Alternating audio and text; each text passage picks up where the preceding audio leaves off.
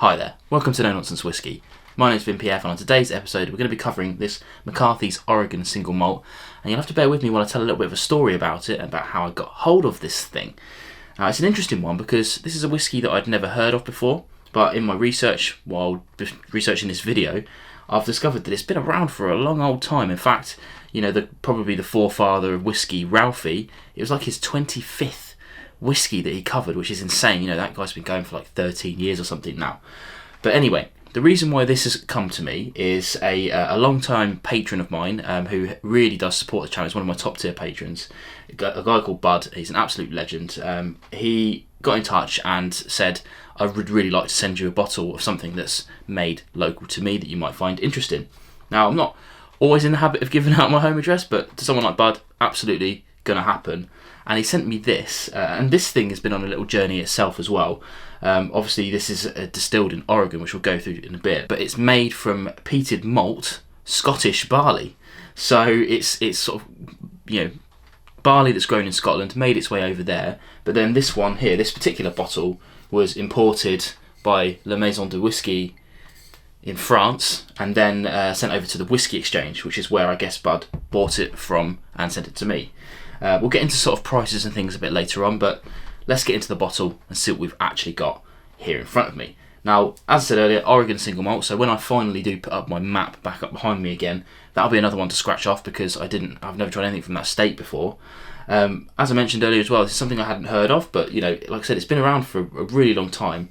These are always aged for 3 years. I'm given to believe that the distillery, the Clear Creek Distillery, easy for you to say, they make a 6-year-old as well, but this is the 3-year-old one, and you know, apparently quite famous. Now, I can show you the batch number here. We've got batch 2101, and this was bottled the 19th of March 2021.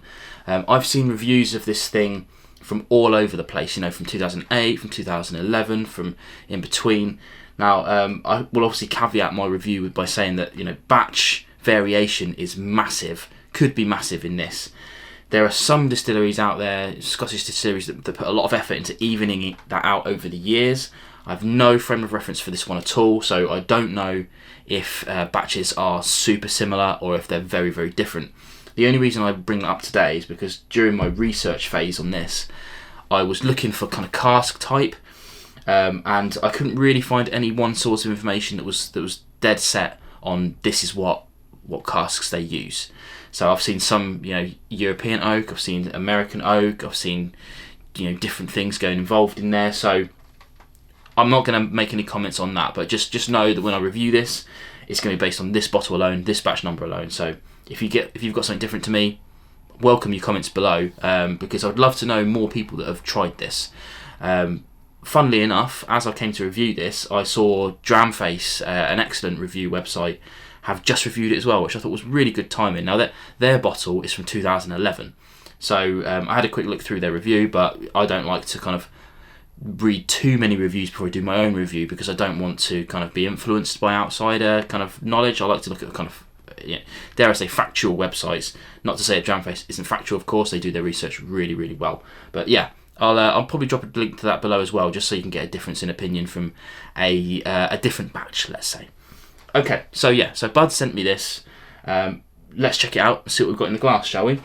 Now, it does say on the bottom here, this whiskey is not cold stabilised and filtered prior to bottling. So I'm going to take that as non-chill filtered. Don't know about natural colour, but at 3 years old, which is what this is, you know, I'd be okay with that. I often say this as well, but like if you were gonna colour a whiskey, you wouldn't stop there, I don't think. You know, so I'm going to say this is probably natural colour. You'd probably add a little bit more to give it that, but then also you've got this isn't an opaque bottle. I can still see it, thankfully, but you wouldn't colour your bottle either. Anyway, I digress. Let's get onto the nose and see what we've got. Now, 42.5%. It's very light. On the nose, it's quite fresh and quite clean. There isn't like any really bold flavours coming out. I'm getting a waft of smoke, a waft of peat, two very different kind of flavours, but they're both in this. But for me, really light and easy nosing. Let's try on the palate.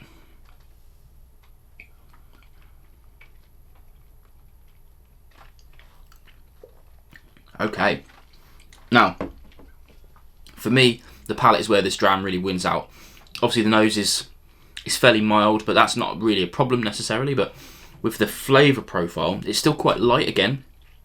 But for me, I'm getting an initial sensation of sweetness, some vanillas, get a bit of citrusy. I'm calling it lemongrass. It isn't like in your face citrus. It's just a really kind of like, it's like that. It's like a floral kind of lemongrass. You know, like I'm getting a little bit of citrus with a little bit of herbaliness as well. Then comes a bit of a waft of what I'm calling aniseed. So it's not really that kind of full kind of star anise flavour, but there's just a touch of it going along there. Then the smoke comes, which is where I think it kind of really kind of rounds around. So a little waft of smoke, a little waft of peat.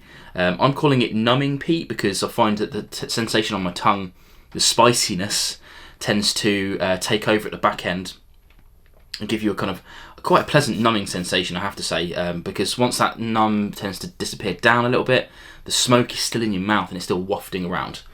Yeah, it's an interesting dram because I haven't really tried anything like this for a while. I've been drinking a lot of like high impact, high ABV, cask finish, young whiskey, and it's nice to try a whiskey that is young but isn't being too overly influenced by wood. I'm not getting a whole heap of wood influence off of this. Let's have another quick sip. But this is only approved as the bottle goes down as well. I'm sort of down about here right now. And the other thing to note as well, I find interesting about this, is that it's quite cool in this room at the moment. I'm in my little office. I'm right at the front of the house. But in winter, it gets quite cold in here. And I've noticed that as this dram warms up, more stuff starts happening. You know, when I say quite cool, I'm not talking like refrigerated. You know, this isn't like a cold room, but it does benefit from a kind of a bit of a hand warm, I think, to really open it up. But for me, absolutely lovely. I mean, I love my peat. You guys know that. So it's nice to try a whiskey that's not too in your face about any flavour in particular. It's just a really nice, easy sipper. Now, as I like to always do at the end of these videos, talk a little bit about price. Now, Bud did tell me how much he spent on this to get it to me. In the UK at shop, we're currently spending £75 on this. So that's pushing the $100 mark, give or take. Obviously, that's including postage and taxes and things like that, you know. So it's a lot of money. It's a lot of money for a whiskey. Now, if I tried this blind and didn't know where it came from, I would probably say that's too much money. But knowing where it's come from, knowing it's had to go through several imports, in this case, it's gone from France to the UK. It's 2 different imports now, especially with Brexit and all of that going on. When I got in touch with Bud about this, he was telling me that he can get this for, depending on where he looks, but somewhere between sort of $55, $65, $70. I'm going to guess that that's pre-tax as well. So doing a couple of conversions, we're looking at 50 quid probably, you know, after taxes and whatnot. So we're paying a premium on this. There's no doubt about that. 75 quid is definitely too much money for it. So especially if you're UK based, I'm not recommending you go out and get this straight away. But referencing the Dramface article again, they picked this up at auction for 25 quid, which is an absolute bargain. 50 quid, I'm into it. So if you can get this for the original price, let's say, or if you're over in the States and you're picking this up and bringing it back, that's a pretty good price, I think. So yeah, definitely don't rush out and get this for 75. Go and have a look at the auctions and see what you can get. Not that I often recommend that, but if you can get a bargain, get a bargain.